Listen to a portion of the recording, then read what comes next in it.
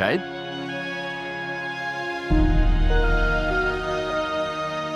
सुना है मोहल्ले के लोग तेरे घर आए थे। ठीक सुना है। मोहल्ले के इज्जतदार लोग मुझे और मेरी बेटी को बेइज्जत करने आए थे। इज्जतदार वो होता है जो दूसरों की इज्जत रखना जानता हो। फिर शैतान सिर्फ लोग बहकाते भी हैं शकूर भाई, वरना इतना गलत कोई कैसे सोच सकता है। बस कर दे शायद। बहकाने में जो आ जाते हैं वो बच्चे अक्ल शऊर नहीं रखते। पता नहीं शकूर भाई, मैं तो सबकी इज्जत ही करता हूँ। तेरी शराफत किसी से ढकी छुपी नहीं है, और ये मोहल्ले में जो शराफत नाम का आदमी है ना, इसके शर से अल्लाह बचाए। सारे फसाद की जड़ यही है। गुस्सा तो मुझे भी शराफत को बहुत है, चाहता है उसकी सारी बदमाशी निकाल दूं। लेकिन मोहल्ले के बड़े और इज्जतदार लोग आए थे, इसलिए मैं हाथ और जबान को मैंने काबू किया। उन्हें मोहल्ले में नोटिस लगवा दिया शकूर भाई। उन्हें इस सब की क्या जरूरत है? इंसान दुश्मन से बुरा इंसान कोई नहीं। हमें दूसरों की तकलीफ में जो मजा आता है ना, वो किसी और में नहीं आता। शकूर भाई, वो जावियार जैसे मासूम को घर में रखने के खिलाफ है।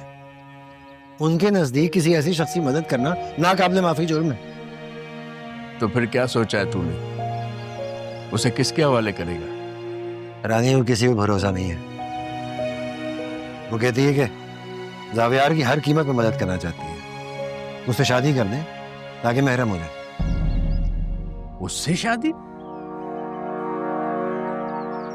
तूने समझाया नहीं? एहसासमंदी में इस हद तक ना जाए। क्या कहूं, वो सबक खुद पढ़ाए हैं, उसके खिलाफ दलीलें कैसे दूं?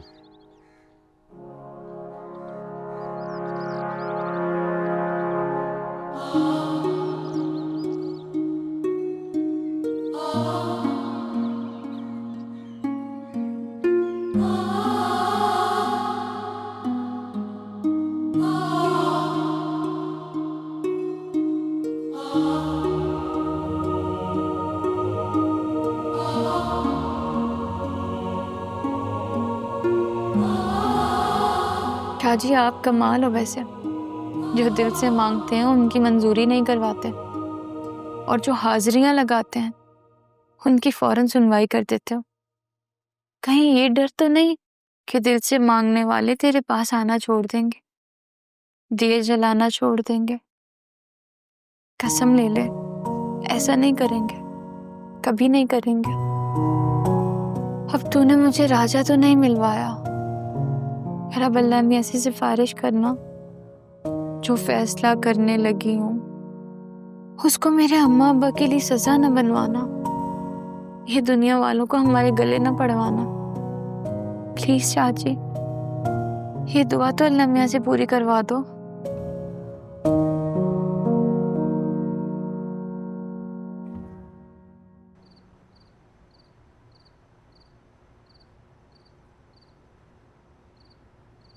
रानी, सुना है बड़ी रहम दिल है तू, मेरी भी मदद कर दे, उम्र भर तेरा दीवाना बन के रहूंगा। पहले इंसान तो बन जा, शक्ल से जानवर लग रहा है। हाँ तो तू है जान और मैं वर, दोनों मिले तो बन गया जानवर। जो कुत्ते भौंकते हैं वो काटते नहीं, और तेरी औकात तो ना भौंकने वाली है ना काटने वाली। बुरा क्यों मनाती है? तुझे पागल पसंद है और हम हैं ना तेरे लिए पागल।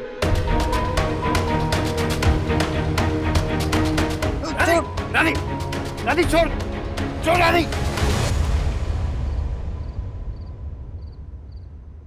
एक तो चोरनी, ऊपर से सीना जोरनी। जा तू, वरना इसी से पिटवा दूंगा तुझे मैं। शायद चाचा, मेरे अब्बे समेत पूरा मोहल्ला तुझे पिटने के मुंतजिर हैं। ले जा इस पागल को अपने पागल मजनू के पास। रानी, रानी छोड़।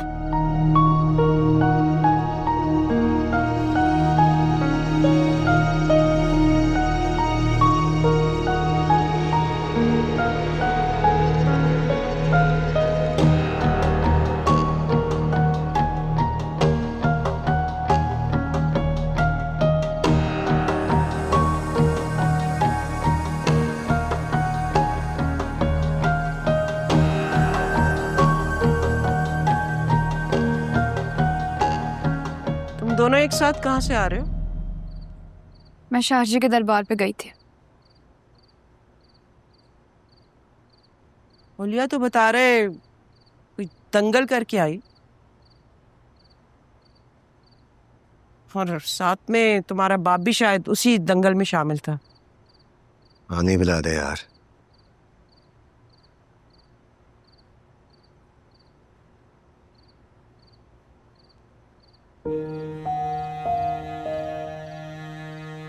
क्या बकवास कर रहे थे लड़के?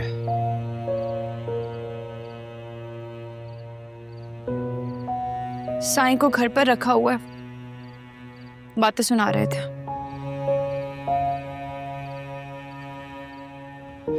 पान पान क्या बात? कुछ हुआ है? किसी ने कुछ कहा है? मोहल्ला रहने का भी नहीं रहा। सामान बांध दो। इतना ही वक्त था, कट गया। अब्बा मैं कहीं नहीं जाऊंगी। ये मोहल्ला जितना उनका उतना मेरा भी है। मैं ये जगह नहीं छोड़ूंगी। बेटे कितना सा लड़ेंगे हम? तो क्यों लड़े? असल लड़ाई की जड़ तो वो पागल है।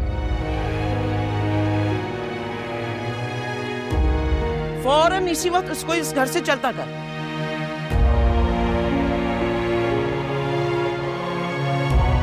अम्मा दोबारा ऐसा कहा ना तो मैं ये घर छोड़कर चली जाऊंगी। रानी गुस्सा ना करिए, ये नहीं कह रही।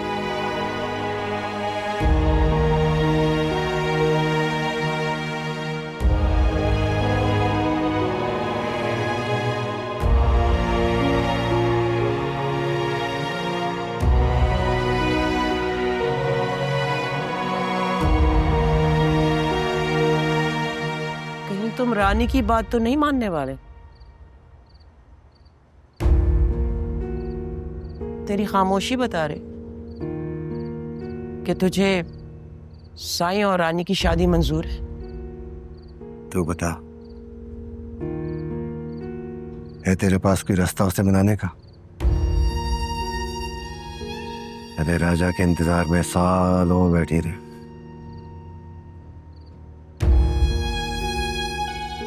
उसका दिल ना उम्मीद है। क्या रास्ता है?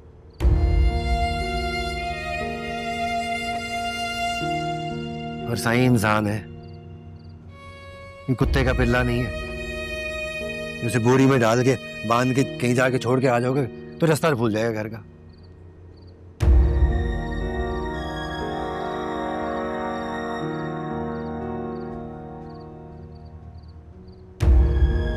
फिजा कह रही थी कि वो ठीक भी हो सकता है। दवाई तो वो खा रहा है ना, और अगर ऐसा होता है तो बहुत अमीर घराने का बच्चा है। बाप बहुत जायदाद छोड़कर गया है उसकी।